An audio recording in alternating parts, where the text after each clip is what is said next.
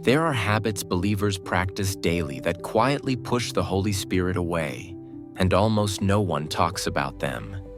You feel dry in prayer, unmoved by Scripture, and distant in worship, not because God left, but because certain hidden patterns have slowly grieved His presence in your life.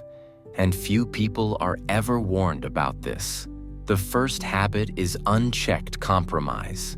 When you know what convicts your spirit, yet you repeatedly excuse it, calling it harmless, normal, or not that serious, forgetting that Ephesians 4:30 warns that the Spirit is grieved, not by strangers, but by believers who choose comfort over obedience.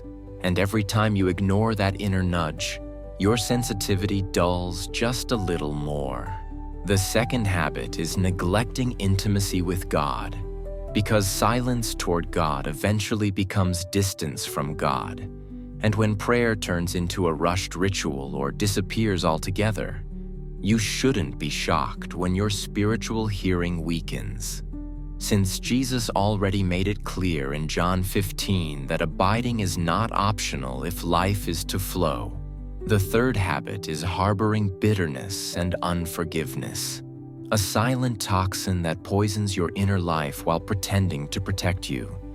Yet Scripture is clear that where unforgiveness lives, the Spirit's freedom cannot remain. And Hebrews 12:15 calls it a root, because it grows unseen until it chokes everything good. The fourth habit is feeding constantly on spiritual noise instead of truth.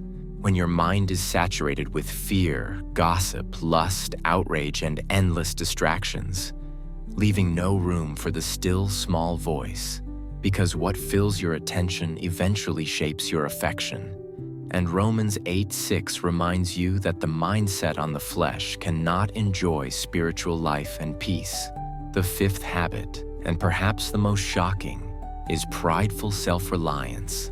When you still believe in God but secretly trust yourself more, leaning on your logic, strength, and plans while only inviting God in after things fall apart.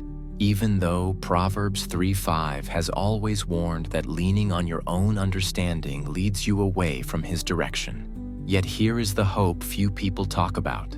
Distance from the Holy Spirit is not permanent, and coming back is not complicated, but it is costly. How do I come back? You come back through repentance that is honest, not performative, because Psalm 51 shows that God responds to brokenness faster than perfection. You come back by rebuilding daily intimacy, choosing consistent prayer and Scripture even when feelings lag behind obedience, trusting that closeness returns through faithfulness, not emotion. You come back by releasing forgiveness as an act of obedience, not agreement, understanding that freedom begins the moment you let go, because Matthew 6 makes it clear that heaven responds to the posture of your heart. You come back by guarding what you consume, intentionally feeding on truth, worship, and godly counsel, because renewal starts when your mind is renewed. Just as Romans 12:2 declares, you come back by surrendering control daily, openly admitting, I cannot lead my life better than you, and letting the Spirit guide decisions, reactions, and desires. Remembering that Romans 8:14 says sons of God are led, not driven. This is your warning and your invitation.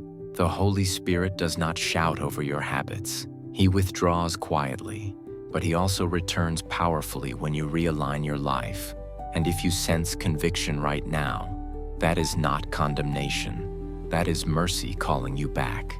Do not ignore this moment. Examine your habits, repent quickly, and choose alignment today, because intimacy with God is restored one obedient step at a time. If this message stirred your heart, don't keep it to yourself. Subscribe for more Spirit-filled teachings like this video so it reaches others who need this warning. Share it with someone who feels distant from God, and comment with what habit you're choosing to confront today.